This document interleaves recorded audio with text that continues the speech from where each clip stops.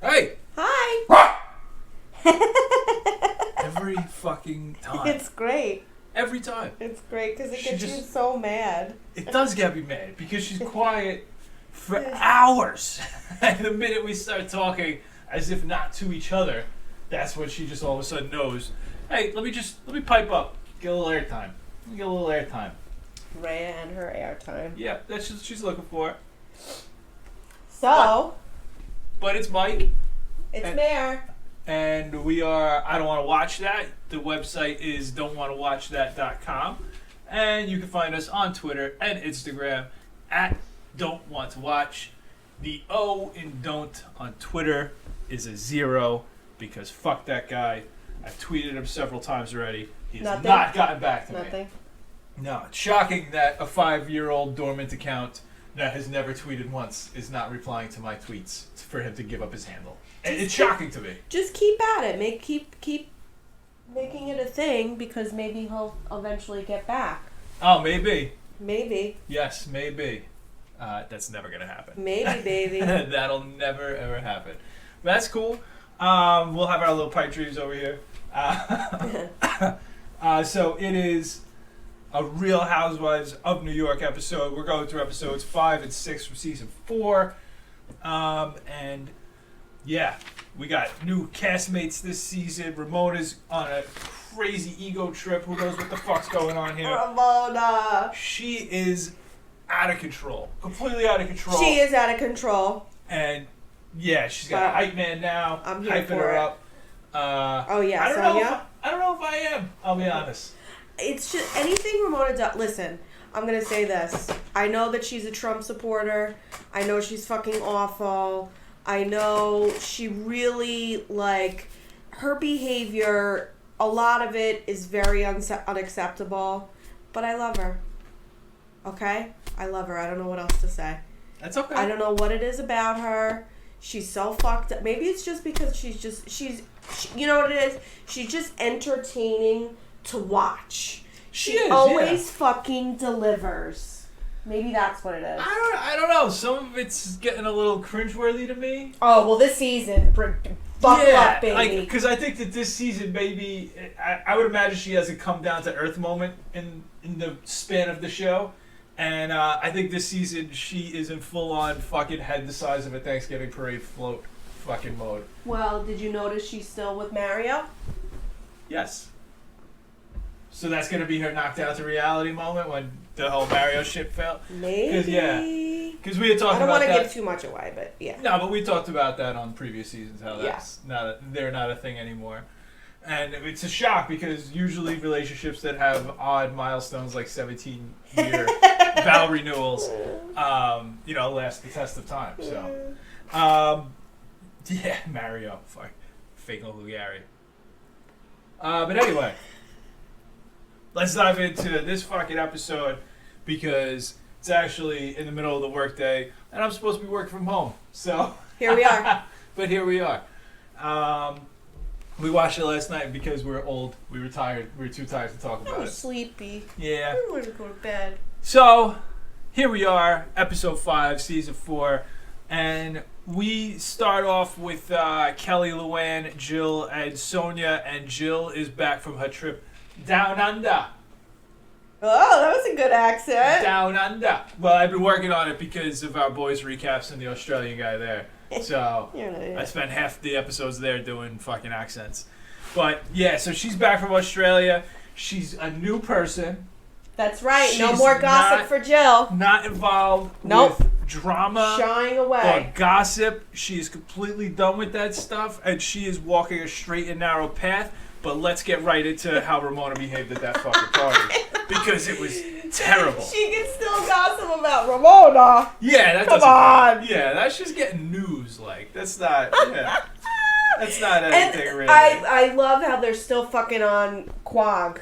Yeah. They can't let Quag go. Yeah, they're talking about Can't how let it Cindy go. lives in Quag. Cindy's It's embarrassing. Fucking party in Quag. And you know what? Even still, like, Jill, the way her face looked at the mention of Quag, she would have been thrilled either. She would have jumped on Team Fuck Quag right off the bat. But we'll find out later that Jill is going to find an ally. If anybody listens to this podcast that lives in Quag, can you please reach out to us? Look, here's the deal. Quag is low class for people in the Hamptons, but it's probably super high class for normal schmucks like us. So we don't know anybody that lives in Quag. But I want to know. Okay. We don't know. I'm just saying. Has anybody we know or anyone that listens that has ever been to Quag, can they reach out to us? Anything. We have no idea. I've been to the Hamptons like once. I've been to the Hamptons, and that's sad. We both are from New York. But no, that's a long drive for no fucking reason to go to a beach when we live at a beach. Yeah, that's true. So that's why we don't go to the Hamptons. Or it's that one. Is the Bordy Barn in the Hamptons? Yeah. Yeah, that's the one time a year where everybody goes to the Hamptons. Is the bus trip. I've never gone on that trip either. It's a fucking mess that day. You could have gotten coronavirus in 2016. Yeah, right. That's a bad place. But anyway, yeah. So basically, they're rehashing the how Ramona was acting at the party, and Luann is the one who basically spills all the fucking gossip. She's out there like bullet points. Like, here's why Ramona's fucked up. Here's this. Here's that. Fuck Quag. Yep, it's a whole fucking thing. Ramona was losing her mind out there. Kelly also rehashes Ramona's text. Yeah. Oh, yeah. And about supporting women at 1:30 in the morning or whatever. Yeah, like if I don't go to... so if you're not coming to mine, I'm not going to come to you. Or no, if you don't support me, I'm not going to support you anymore. Yeah. And Kelly felt like it was a threat. Come on. Well... She kept calling it a threat. Oh, I think for Kelly to call it a threat is extreme. It's not really a threat. It's more of just like a fact. A quid pro quo. Yeah. It's hey, if you do this, I'm going to do that. Yeah, a threat is a lot more damaging, I think, than just like, I'm not going to support you in a fucking Pinot Grigio rampage. But Kelly also mentioned she's going to lunch with Ramona the next day, and they do a little role-playing exercise. Why do they keep doing improv? It's very awkward and weird to me, and Kelly always seems to be in the center of it. Well, yeah. Well, Kelly's the one going to deal with a maniac tomorrow. Yeah, but remember she did that weird improv thing on her date at the speed dating thing. Remember well, that? yeah. I mean, they did just that. Like a thing they thought? Oh, maybe the producers like, yeah, do another improv. I think that this was. I want to know. I think that this was just a genuine like, hey, let's do role playing because Sonia wants to do her Ramona impressions. So it was very good. Yeah, it was very good. Kelly's like, sorry I'm late, and then Sonia's just like, I don't care, I'm on my second Pinot Grigio and you're always late, so fuck you. It's like, wow, Sonia, you are very good, spot on, Ramona. But yeah, so that was very interesting segment over there. So and then we got this part was fucking embarrassing. Oh my god, this part. Yeah, so Alex and Simon, they get home with their kids, walking into again, very nice Brooklyn house, but not up to the standards. Baby. Not up to the standards of these ladies. And all of a sudden, there's music in the background, and they come in to find some dude playing a piano that they bought for Francois for his birthday. And Francois could give two fucks. Couldn't fucking care less. That kid great. He was like, who is that guy? Yeah, he's like, what's this guy doing here? What the fuck is this thing? He's like, this is for me? He's like, I wanted an Xbox. Yeah. He's just starts bagging on keys. Yeah, and then, so he's just bagging away, and Alex, is saying to the guy who brought the piano, who was just playing piano beautifully, by the way. The guy who was just playing piano beautifully while Francois was banging away, she just goes, probably needs a tune after the move. As if he should have been playing Mozart. As if his, Well, it just goes to show you, they're very clueless. I mean, yes. We've got our kids, and you gotta, kids don't want to fucking play the piano at 5 years old. That's not a surprise. It's like a part of their lessons. Yeah, that's like a school thing. It's something they dread. Yeah. It's something they don't want to do. Yeah, it's something you foist on them. Yeah. And then, you make it seem like school, and then if for some reason, if they actually dig it, then maybe you're like, hey, I'll buy you this fucking... Yeah, I'll buy you this fucking thing, sure. But that's not a birthday present. A fucking piano. Talking about how...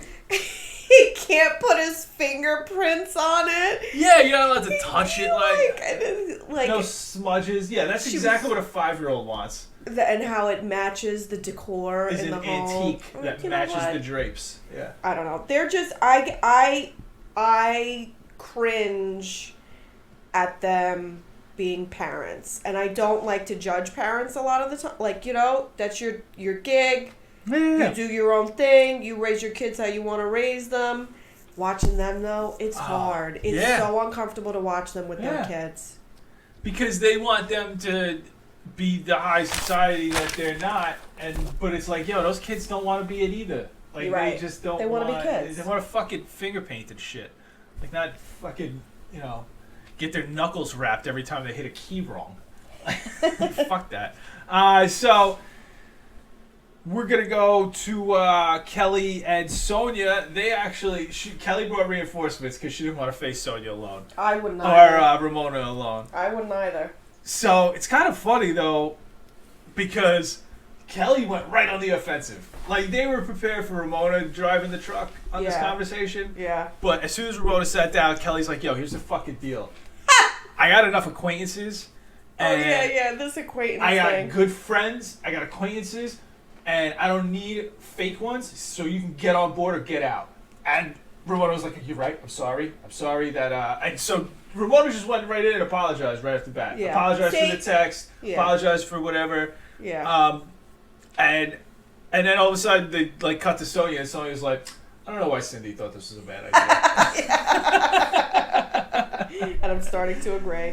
I mean, I'm kind of agree, but at the same time, Cindy was 100% right when she was like, don't bring your fucking kids. Like, if you want to broker a deal, fine, but don't tell Kelly to bring her kids. Yeah, the way she delivered the message was a little cuckoo. Cindy? Yeah. Yeah, because she was fucking a couple martinis deep. Yeah. She was like, I gotta tell you something, but I can't tell you. So just don't bring your kids to a thing Sonia invites you to. It's like, that was a good impersonation of Cindy. You got her gruff down. Yeah, she's a little gruff. Yeah, she's Brooklyn. Yeah, but yeah. So that's like, it was weird, but still, like, Sonia's acting like Sonia's feeling herself right now. Like, she's 100% right. Right. Yeah, and that's what leads to the next fucking interaction of the day. Well, yeah. Well, she's of the episode, rather. Yeah. What was the next thing? Oh, Sonia and Cindy? Yeah, Sonia and Cindy. But I mean, before we go there, I just wanted to point out one other funny thing about this like meeting that the ladies pointed out of two of themselves, of course. But they each dressed for each other. Yeah, I thought that was cute. No, you thought it was cute? I thought it was cute, yeah. Okay. Yeah, Kelly dressed uptown, Ramona dressed downtown. Yeah, Kelly's there wearing like a blazer and like a power suit and shit like that, and then Ramona's wearing like a fucking Nirvana tee and like. No, she wasn't wearing it. She was wearing a leather skirt. I thought it was a cute thing to do.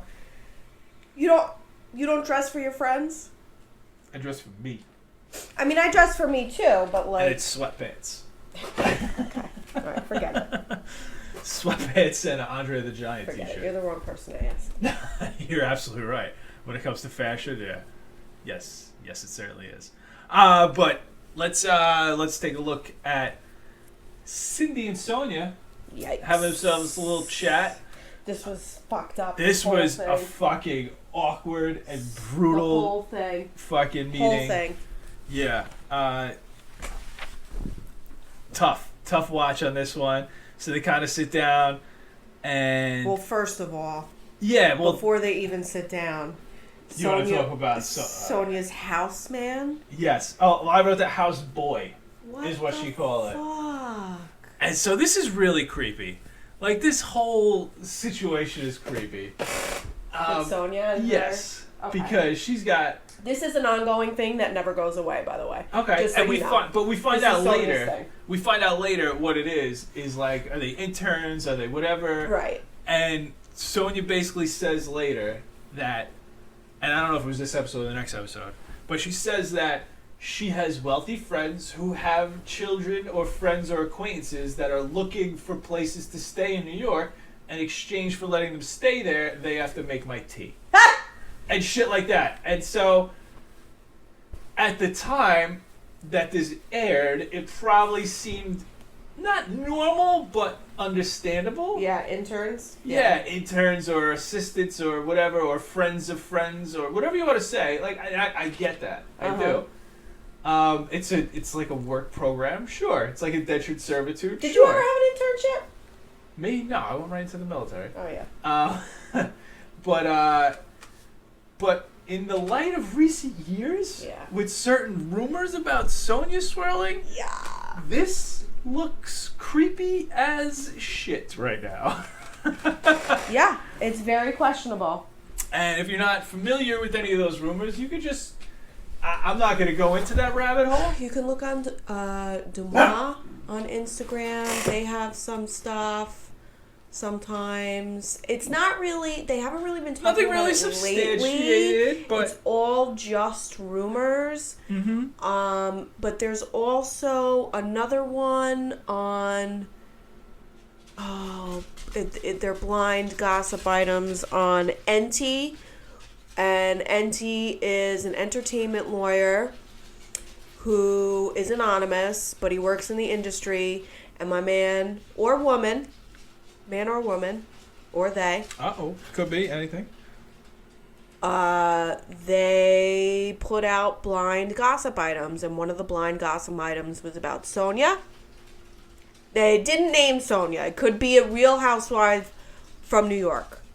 But they basically say that this person was involved with Epstein. Yeah. So Mike and I have talked about this. It could be Sonya. We said maybe it could be Alex. Maybe. Who else did we say? Was there another one we said? Where we were. Carol also has a link. I don't know Carol yet, so. Well, we'll get to Carol, but and which is also unfortunate because I really like her too. I like Carol, like Sonya. Has a link to them too, to the Epsteins and Epstein's girlfriend. So it's a little creepy to say the least. When you see thing. a bunch of fucking, sexy kids running around her house, like pouring tea for her, doing all this stuff, and then how she explains it around. Yeah.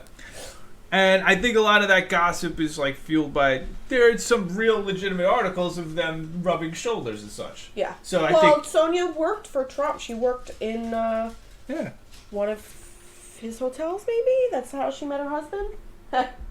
That's how she became a Mormon. Oh, really? Are you looking it up right now? No, I'm just looking at some stuff. Yeah. But this whole article's about Epstein is linked with the Real Housewives, even pretty much. So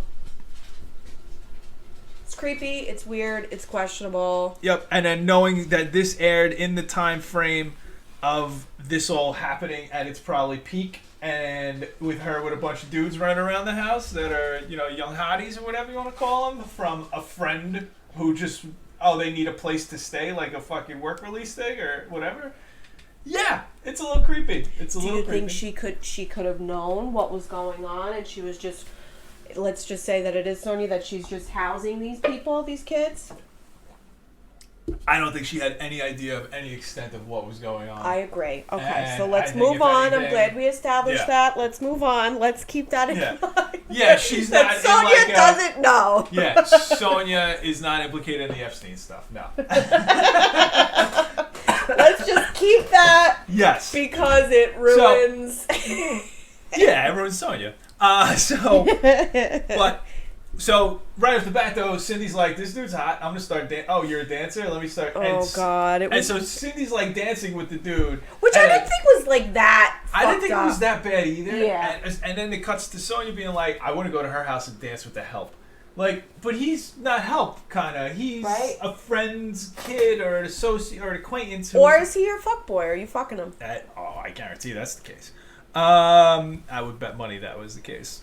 But yeah, Sonya doesn't appreciate it. I didn't think it was a big deal. Especially since the dude's not like a legit butler. He's wearing like a t-shirt and fucking jeans. Like he's not looking like, he's butlering. He's not like the guy from Downton Abbey who greets you when you fucking walk in the door.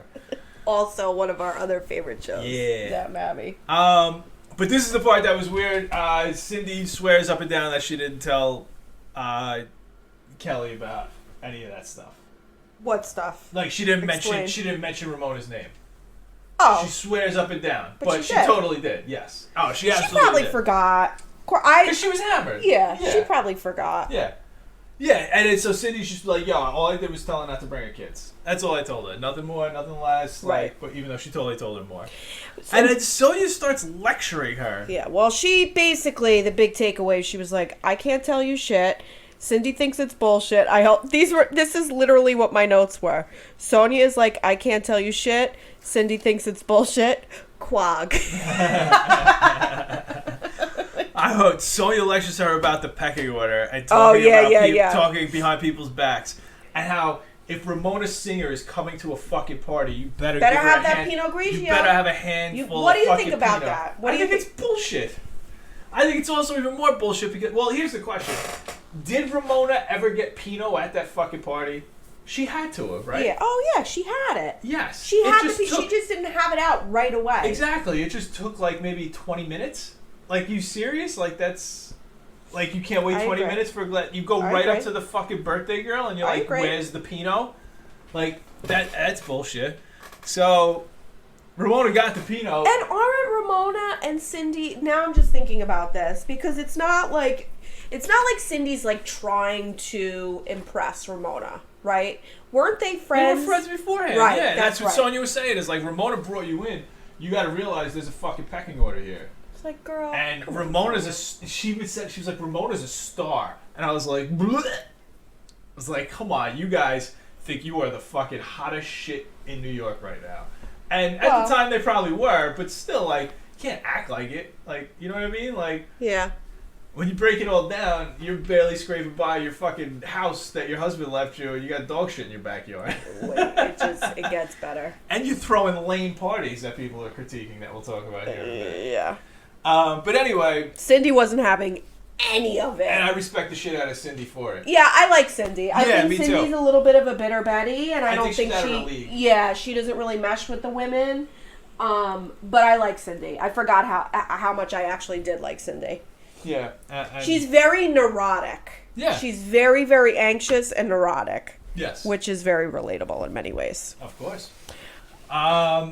So then we cut to Ramona starting a multi-level marketing scheme with her fucking bullshit jewelry line.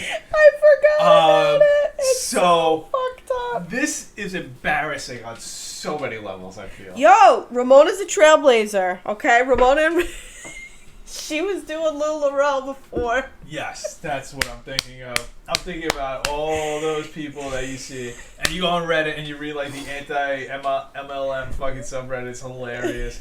Like about like all these posts about like that girl from high school who keeps hitting you up with a million emojis and like, yo, you want to work for yourself? It's like, it's bad. I mean, you know, I used to buy Avon stuff and Mary Kay when I was Well, that's what Luann said. She's like, I didn't realize I was going to a Mary Kay party. Like, I used to buy it, so like I could.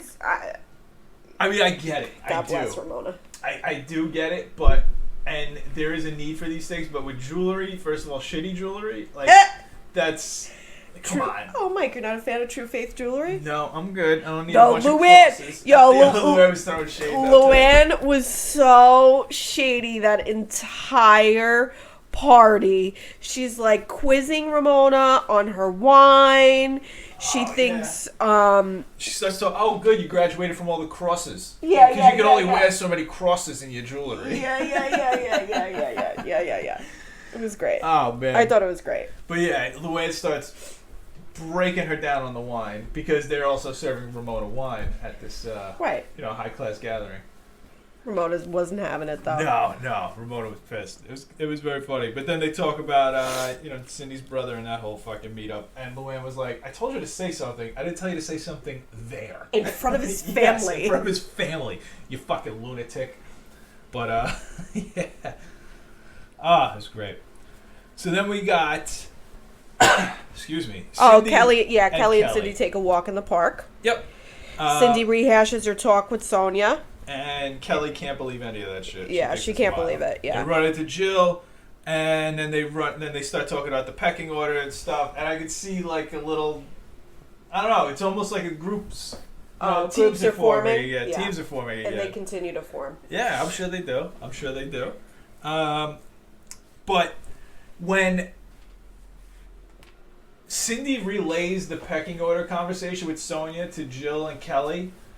Jill is, you know, she takes Jill and Kelly. She takes, yes, yeah. So she takes Cindy's side, obviously, but it looked to me like Jill was just a little more upset that she wasn't higher in the pecking order. Oh, well, I mean, Jill isn't like what? Ramona's number one in the. That's ridiculous. Oh, there's no pecking order.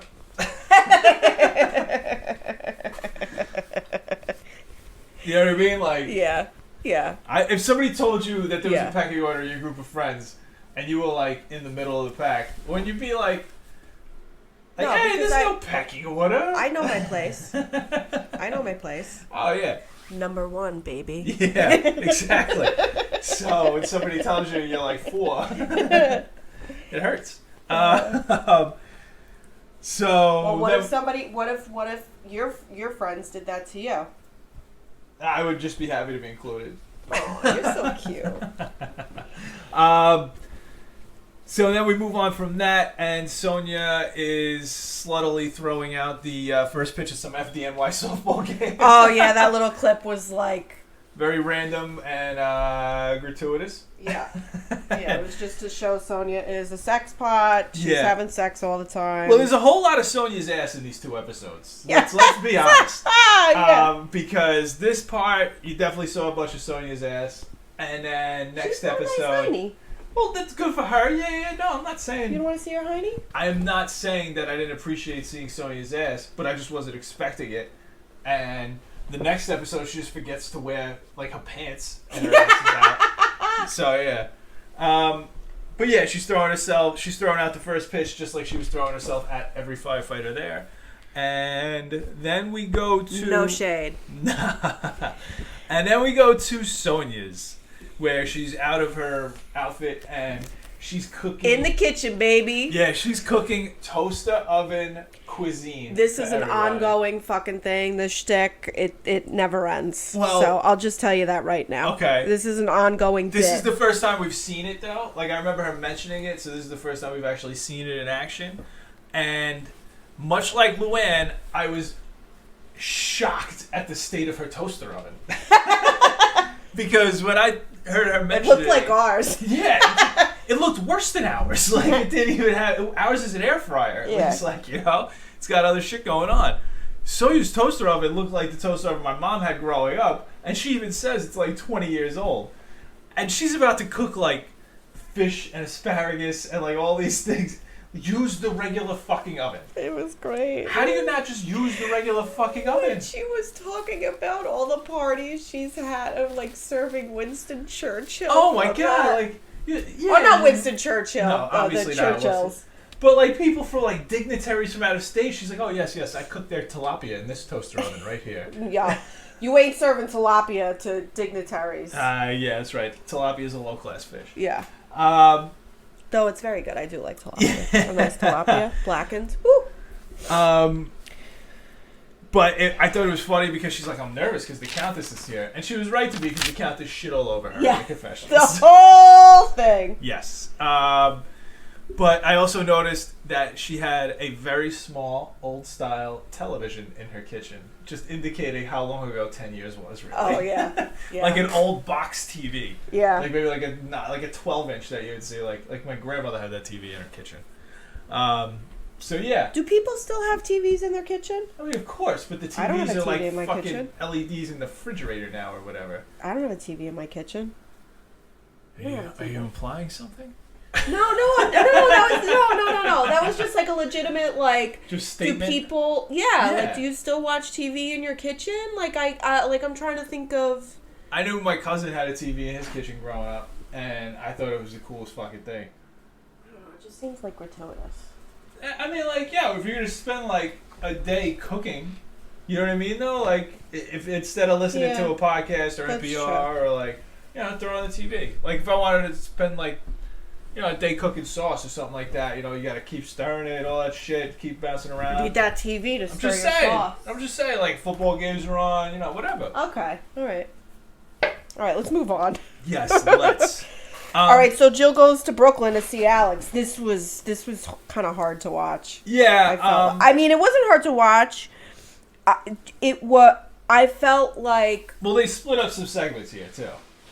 They were running some shit parallel to each other. Okay. Like, because they were showing Jill and Alex doing some stuff, and then Cindy and Ramona having their, like, little... Because we had two little, like, beef clearing sessions. So why don't we talk about Jill and Alex? Yeah, and then we'll do one at a time, exactly. Yes. Cindy and Ramona. Yeah, because we'll start with the good one first. Yeah. Well, I mean, it was still hard to watch. Yeah. But Jill actually seems nervous.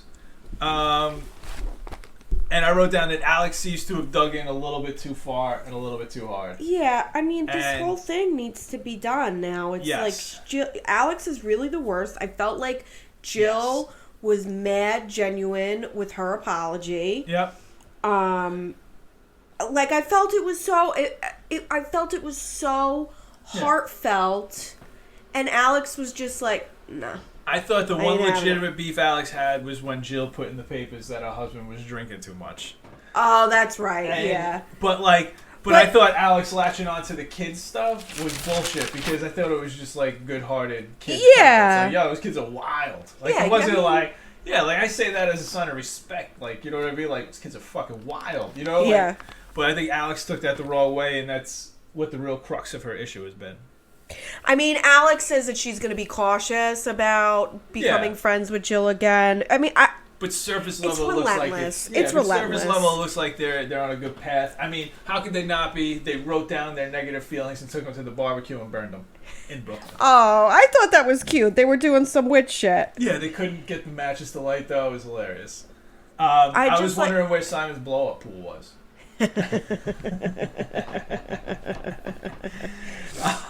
I don't know. I that apology to Alex really made me miss Jill a lot in these later seasons and just kind of like knowing this is her last season, like it made me sad a little bit because Jill is an iconic housewife. I feel like she's genuine.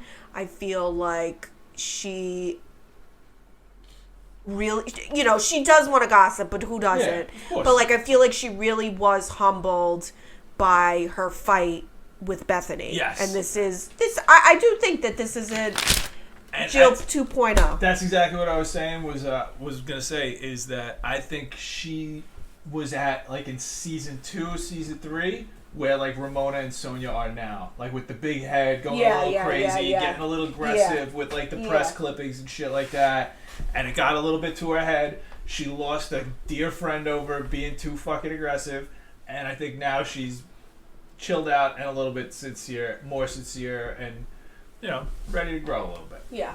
So let's. On the other hand, there's Ramona, who is meeting with Cindy, and this was the fucking. I was so like off put by this entire lunch. Right. Yeah, it was weird to see just how psychopathy she actually can be. Who? Ramona. Ramona. Yeah. Yeah. Just like sitting there, like staring at her the whole time, sipping Pinot Grigio. Talking shit to her face, and Cindy's just like, I'm gonna leave, this is uncomfortable. And Ramona's like, why are you uncomfortable? I'm not uncomfortable. Yeah. Like, that was she was telling Ramona to leave. And then, Ramona's saying that she's not uncomfortable after it's an obvious uncomfortable situation. I was fucking uncomfortable just watching it 10 years later. And her saying she's not uncomfortable was a very, like, American Psycho type of thing, like Patrick Bateman shit. It was a standoff. Yes. And Ramona won the shit out of it, but at what cost? At what cost? I mean, and Ramona just kept giving digs too, right? And I got, with being married for, I'm married for 18 years. My time with 17. my husband. Or was it 18? No, 18. 18. Sorry, 18 17 was the renewal. My time with my family is very important. And I wanted an adult party where I could do adult things, and maybe when you're married for that long, you'll understand that. Yikes. Yikes. Wow. Yikes. Yeah, that was I mean, aggressive. quite honestly, have you been to a kid party or where... No, that's the thing. Like, even if it's a kid party, there's still drunk adults everywhere. Yeah. Every kid party I've been to had drunk adults. Yes, same. Ramona, you could be a drunk adult. Yes. You're a drunk adult anywhere you want to be anyway, Ramona. Be a drunk adult at a kid party. Yeah, who cares? Yeah. But it was brutal. And, like, Yeah, tough to watch. I felt really bad for Cindy in that moment. Like, I really, because, it just goes to show you. So, before the fight, at the restaurant even happened, Ramona called and apologized. And Cindy wanted to flesh it out. She wanted to really, hash it out. If these guys have been friends before this, then Ramona just was it was almost like she was vacant, right?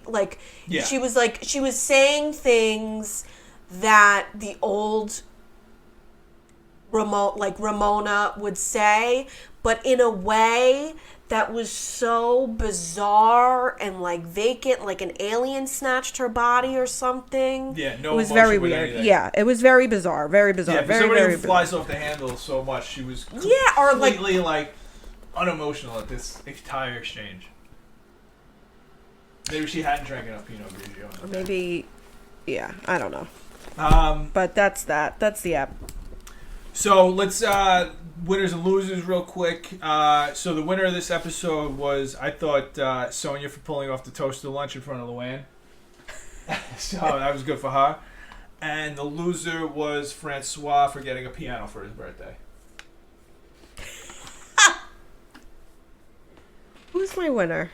I'm gonna say the winner for that episode would have to be Jill, because I feel like Jill really, I love Jill. I just love Jill. And I thought her whole conversation with Alex was very relatable. When she was saying to Alex, I've apologized to you for those, for all the things that you've said I've done. Yeah. And now you need to move on. Now we need to move forward with our friendship. So I don't know, that apology really plucked at my heartstrings. I love Jill so much. The loser, I'm going to say Sonia. Sonia's the loser of this episode. Her behavior with Cindy was fucking weird. Her, I don't know how far up Ramona's ass she needs to be to, I don't know. She just, this whole and mind you, Sonia and Ramona, they remain friends throughout all of these seasons. The two of them are fucking Bopsy twins, and they are very funny together. But I don't know. This particular episode, it was fucking weird.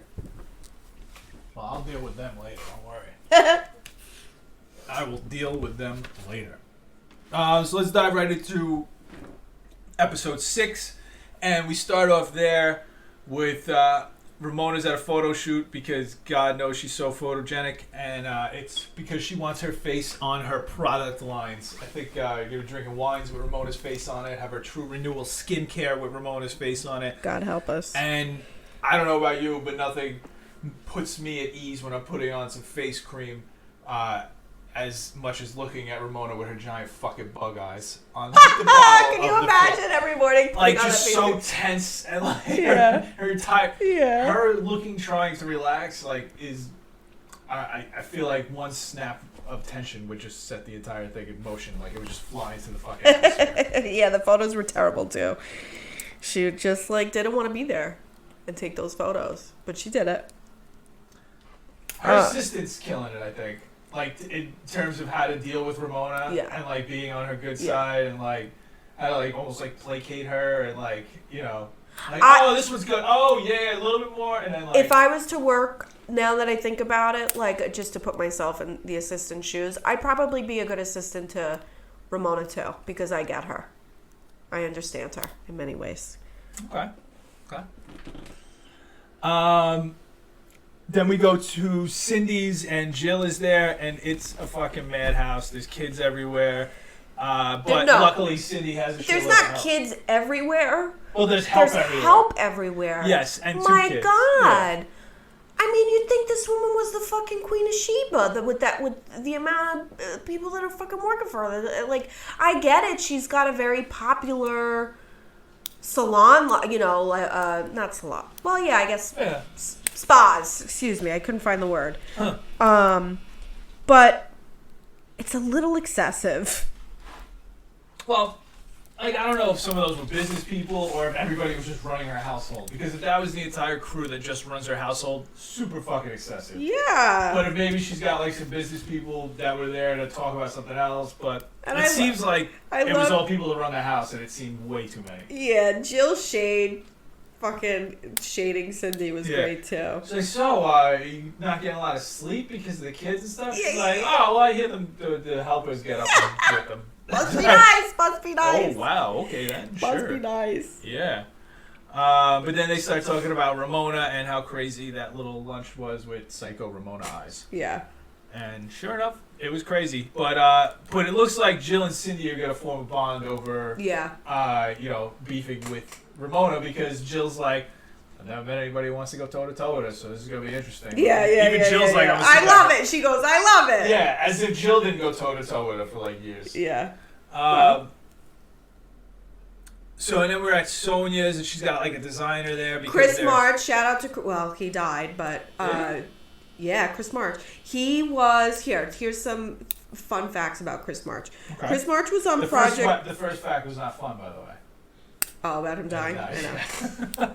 Well, Chris March was on Project Runway, some of the earlier seasons, and he is a fucking phenomenal designer. He was bomb, and his clothing, the stuff that he designed was very he made it as a finalist. He didn't win. He was very costumey, so he made like these over the top costumes for people, and he got really popular in the drag queen scene, and which I think ties in Sonia, who's a part of that crew, the LGBTQ. Well, I mean, that's why she was the Grand Marshal. But a lot of her like big parties were, she always had drag queens. She always had like who's who in the gay community. But anyway, so that's where Chris March comes in. That's where I think she has her link to him. He's really cool. I mean, I don't know if any of our listeners know anything about him, but he just passed away like 2. Yes, because you used to watch Project Runway with me. Did I? Yeah, you did. You remember the designer? I don't remember what season it was, but she was, I want to say, from Miami. She was a chick. I have no idea. And you do. We watched it together. It was the finale, and she made her own T-shirt line and like her own graphics, and you really liked it, and you said that you wanted her to win. It's possible. But it's possible. Moving on. Project Runway is another day. A discussion for another day. Another episode. Yeah, so they cut back and forth between Chris March and but Sonia's got this wig and Joe. That's a fucking mess. And she says she's had it for like 20 years. Yes! And she's like, whatever. It looks like Martha Washington's hair when she did the Walk of Shame from George's house. Is pretty much what it looked like. And that joke kind of falls flat because they were married. Why would Martha? Well, like in the early days when they were dating. Yeah. When she would have to walk back from his tent to her tent with the fucking Revolutionary War at Valley Forge. Was she in the tent? I don't know. I'm just making stuff up at this point. Stupid. So, and then we go to Luann and Jill are shopping for costumes for the party. They both pick some shit out. Really not much goes on there. And then we go to Cindy's, and the dad of the kids show up. Oh, yeah. He seems like such a great dad. He seems like a nice enough guy. Yeah, like a nice dad. And Cindy is just... she's so neurotic. She's so anxious. He looks like a mix of Michael Cera and Bill Hader. Okay. That's a very good observation. That's all I have. Thank you. On that. Yeah. But he's there. No, but watching Cindy as a mother, she's so anxious. She's so everything that he did, like. And the kid upside down, like holding it upside down. So what? They go to tumble class. Oh, but he was just like hanging the one kid upside down for like 10 minutes. It wasn't 10 minutes. It was a couple of seconds. Even still, like with no purpose, like. Hey, put it right side up. I don't know if anybody can tell right now who the anxious parent is, but it's certainly not me. Look, just keep the kid right side up is the point. There's no reason for the kid to be hanging upside down. You never, like, I'm not saying your aunts or uncles, like, never picked you up upside down or, like, tossed you around or... As part of, like, a fluid spin, he's just playing and hanging upside down for no reason. No, they were playing. I think, I mean, look, she's way too neurotic in certain areas and a lot of reasons and for a lot of things. But I thought that one thing was relate. like... You relate. Just say you relate to Cindy's parenting. Flip the kid the right side up. Flip the kid the right side up. Just say you related. Just say you related. Fine, I related to that one instant, but I'm just saying. No, the whole thing. Oh my God, get out of here. Not the whole thing. And so we go to, this is where we go to Sonia's and she's getting ready and she's explaining how she's got a bunch of Epstein slaves running around her house. Yikes. Pause. Just close the door. Let them bark and close the door. Dogs are barking, guys. Mike is evaporating into thin air as we speak. So then, what's his name? Chris March, you said? Yes, Chris March. He shows back up and all his shit is jazzed up. Yeah, she's jazzed with it. Yo, he makes that wig bomb. It's so great. It's fire. It's so great. He totally transformed the wig and the costume, and it's really awesome. Yeah, it went from Martha Washington Walk of Shame to Martha Washington at the inauguration. Ooh! Oh, she's back. Ray's back. Oh, both dogs are back. Okay, cool. So she's looking good, but she does forget one key item, which is the bottoms of her dress. Because like we said before, Sonia's ass was all over the place at this party. Yeah, it's out. It's out. Oh, and you didn't catch this because you don't know him, but this was the first time that we see Harry Dubin. And Harry is going to be a very pivotal character in many, many seasons. Really? To this day. Is he the bald guy? If you didn't know, you wouldn't have even noticed his clip. He was there for like 2 seconds. Okay. But I was like, oh shit, it's Harry Dubin. Who is he? You'll see. Okay. I don't want to give it away because he's everywhere. You'll see. Yeah, so we're at this party and Alex and Simon are there dressed as Roman soldiers. Kelly's there. No. What? Alex is dressed up as Cleopatra, hon. Oh, yeah. Okay, Cleopatra. And Anthony. Oh, is that what it was? I thought they were fucking... Mark whatever. Anthony. They didn't pull it off, then. Look at you. But yeah, all the ladies are there, and then they're all pretty much privately shitting on the party. They are shitting all over it. It's a little nothing party. They had like two at Cipriani's. They had like 2 fucking trays being passed around. There's like 40 people there. Yeah. It's in a vault with no windows. The bar is makeshift. It's like tables with a cloth over it, and everybody's like, what the fuck is this? Yeah. It's not even Halloween, right? It's and she's known for these really great parties that she throws, so it's, this was a little suspicious. This was an odd one. Yeah. Little suspicious. And the girls seem to be... Is that indicative of something that goes on in the future? Yes. Okay. Yes. Is she broke as fuck? Yeah. Oh, that's why she's leeching onto Ramona and hanging on to her so much, I feel. Yeah. So she's, and we'll find out later on. But yeah, she's. I got you. Broke. Yeah. I hear you. Which is why Jill makes that comment. Was it Jill or Kelly that made the comment? I think it was Jill who was just like, why just do why one? Even have don't throw this if you can't. If you can't throw it right, don't throw it at all. Yeah.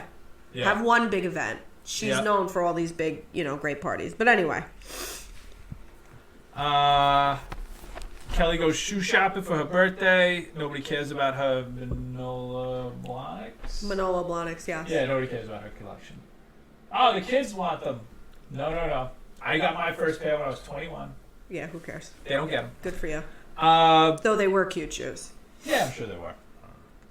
So Cindy is getting her teeth done, and Jill is there for not only moral support, but I guess also to be the dentist. It was so great. It was so great because it just reminded me of like my mother.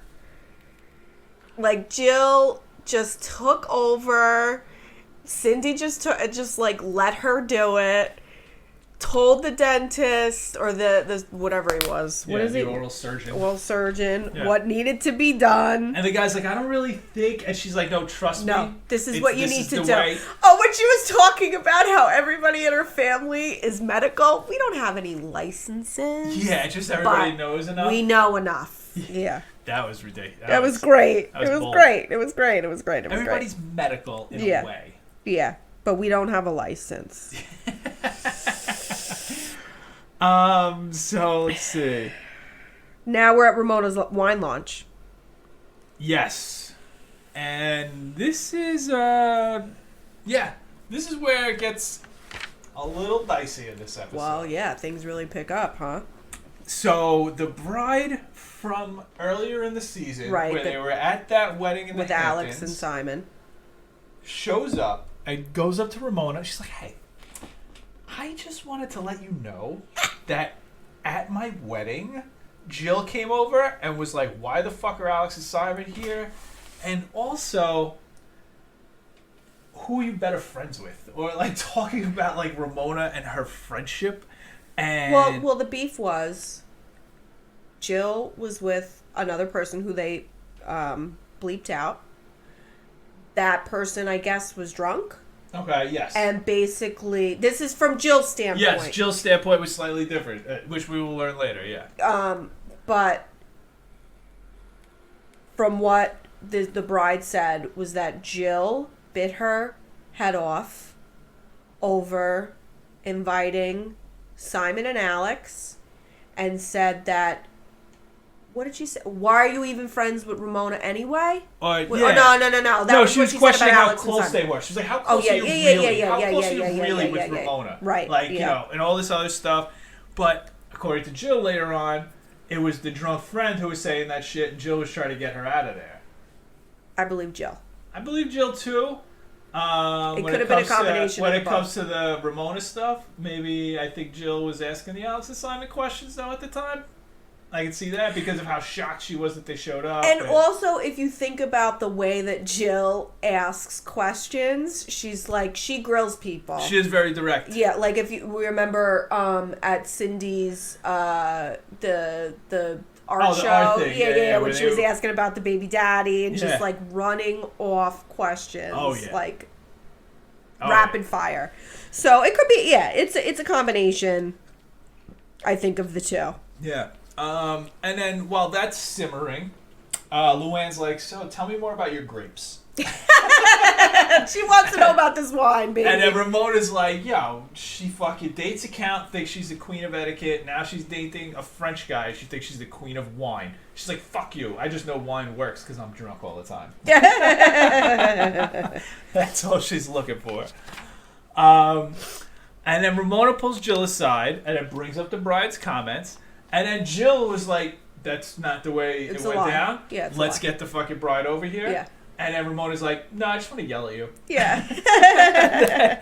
So Ramona just like, gets into it. Jill's like, I didn't say it. It didn't come out that way. I didn't talk the shit about you.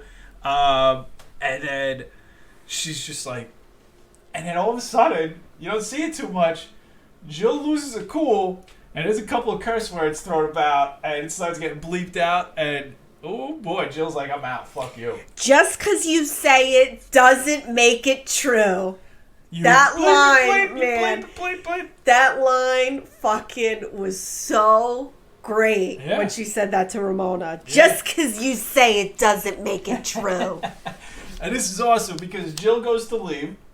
She's like, crying to Bobby with like Luann there or whatever. Oh yeah, you were her crying and she did. She hurt me again. She did it to me again. But then she like sees the bride outside. She's like, come here, I got a word for you. I gotta talk to you. It's like, did you say this shit to Ramona? She was like, well, that is kind of the way it went down. Like, and then Jill was like, it was the other girl saying all that shit. And don't you remember I pulled her out of there? And the bride was like, yeah, I guess a little bit that way too. And Jill, I feel like, was the bigger person. Yeah. She pretty much let it go and was just like, listen, if you have a problem with me, come talk to me. Don't air it out to Ramona. Yep. And and then Once Jill hears this shit from the bride, she goes right back inside talking shit again. Yeah, and then Ramona's screaming, crying over Jill. It was so dramatic and great. It was great. It was and so Jill good. ends the episode with, I'm never talking to her again. Yeah. Never talking to Ramona again. Never again. Oh, man. So that was a pretty intense episode. Pretty intense right there at the end. What do you think of the season so far? I wasn't thinking much of it going in, but it's got potential. Because they do a big shake-up after this season. I could see that coming, but because I could see how these beefs are gonna wear thin-ish. Because it seems like it's a lot of, people with power beating the shit out of people without power, and not like legitimate power, but just pecking order power. I guess. Yeah. So, winners and losers for this episode. I got the winner of this episode as Jennifer, the bride, for stirring up a bunch of fake drama to get some airtime. That's good. Yeah. So, she got some airtime. Good for her. And, yeah. And the losers of this episode is anybody who went to Sonya's party. Because that shit was lame. The winner for me is probably Cindy's teeth. Oh, okay, good. Cindy's teeth. Dentist Jill. Yeah, dentist. And the loser, I'm going to say the loser is Simon. Before, just because he had very little airtime. He really has very little airtime this whole season. But the little airtime that he did have this episode, he was being a fucking creep. Okay. Remember when they caught him talking to some woman at the party and commenting on her baubles? Oh, yeah. She was like, "Oh yeah, this ring. Yeah." He's like, "Oh, the ring too." Yeah, I so bet you creepy. tits. Yeah. Just super fucking creepy and here we go with the power rankings. Ooh. And I said, Ramona and Sonya's time is going to come with me. And here it is. In these power rankings. Time? Yes. They have fallen. Both of them. Ooh. So I got number 1 now is Luann. Why? Why? Because Ramona and Sonya have fallen. Luann is, I think she's going to be interesting. She's fun to watch. Like, her hypocrisy is interesting. I don't like her, I guess, like, her conceitedness has, like, a level and, I guess, like, a respect to it to where she won't throw it in other people's faces. Okay. And I feel like Ramona and Sonya are doing that, and I don't like it. I don't like it. Number 2, strong performance in season 4 so far. Number 2 is Kelly. Whoa! Number 3 is Jill. Okay. Number 4 is Cindy. All right. Number 5 is Sonya. Number 6 is Ramona, and Alex will always be last.